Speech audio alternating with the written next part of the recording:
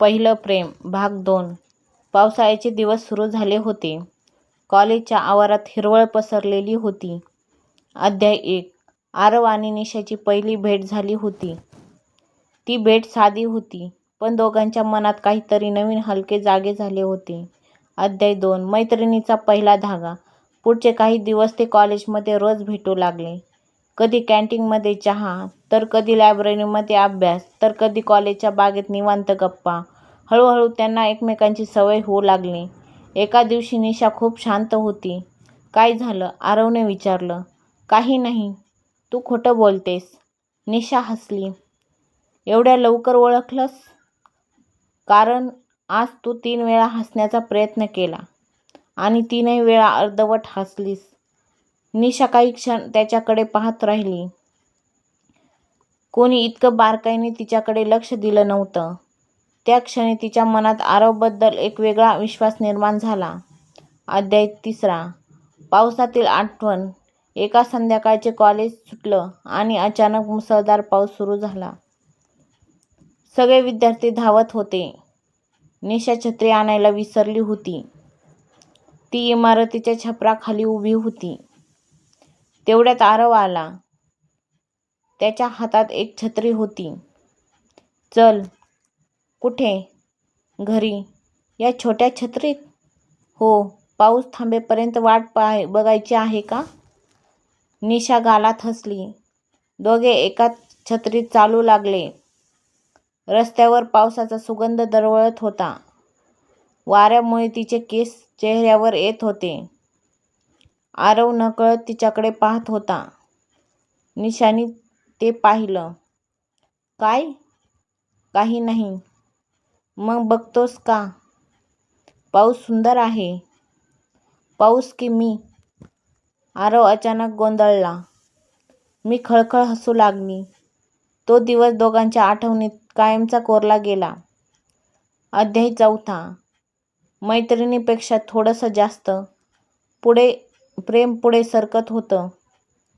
आता ते एकमेकांशिवाय कॉलेजची कल्पनाही करू शकत नव्हते. आरव सतत तिची वाट पाहत होता. क्लासमध्ये लक्ष लागत नव्हतं. कॅन्टीन रिकामी वाटत होती. लायब्ररी शांत असूनही बेचैनी वाटत होती. संध्याकाळी तिचा मेसेज आला. ताप आला आहे. उद्या येईन. तो मेसेज वाचून त्यानं सुटकेचा निश्वास सोडला. पण लगेच त्याला एक प्रश्न पडला. ती असल्यावर मला इतकं रिकामं वाटतंय. त्याला उत्तर समजत होतं, पण तो स्वतःला सांगायला घाबरत होता. अध्याय 5. पहिली काळजी.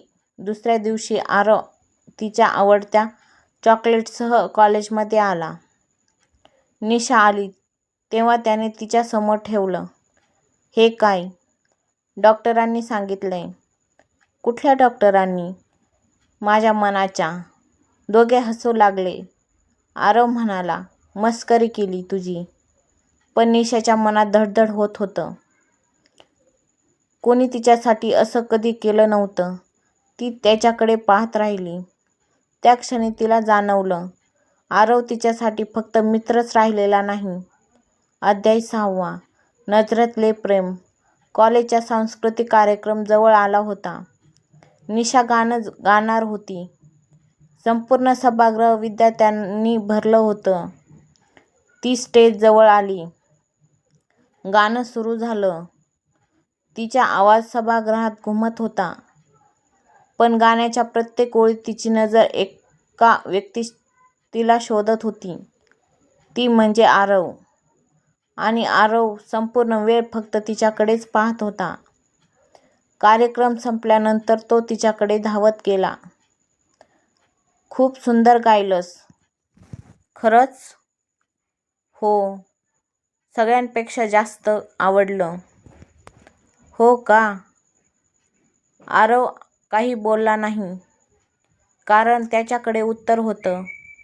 पण ते शब्द अजून ओठांपर्यंत आले नव्हते. अध्याय 7. मनातील कबुली. त्या रात्री दोघांनाही झोप येत नव्हती. निशा खिडकीत बसून चंद्राकडे पाहत होती. आरव छताकडे पाहत पडला होता. दोघांच्या मनात एकच विचार होता. मी तिला मित्रापेक्षा जास्त आठवतो. पहिल्या प्रेमाची सुरुवात अनेकदा आय लव्ह यू ने होत नाही. ती सुरू होते एखाद्याच्या हसण्याने, त्याच्या काळजीने, त्याच्या अनुपस्थितीने आणि त्याच्या आठवणीने. आरव आणि निशा च्या मनातही तेच होतं. त्यांना अजून प्रेमाची कबुली द्यायची नव्हती, पण प्रेम हळूहळू त्यांच्या हृदयात घर करत होतं. शेवट की नवीन सुरुवात. दुसऱ्या दिवशी कॉलेज सुटल्यानंतर दोघे बागेत बसले होते. सूर्य मावळत होता. वाऱ्याची झुळूक वाहत होती. निशाने हळूच विचारलं, आरव, आपण कायमचं मित्रच राहू शकतो ना? आरव काही क्षण शांत राहिला. तो हसला. हो, कायम. पण त्याच्या मनात एक वेगळाच प्रश्न होता. जर मैत्रीचं रूपांतर प्रेमात झालं तर? निशाच्या मनातही तोच प्रश्न उमटला होता. दोघांनी तो उच्चारला नाही, पण त्यांच्या नजरेतून तो स्पष्ट दिसत होता. आणि तिथूनच सुरू झाला पहिल्या प्रेमाचा खरा प्रवास. पुढील भाग.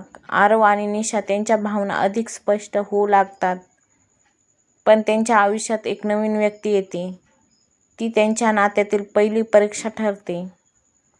भाग 3 मध्ये पाहू. धन्यवाद.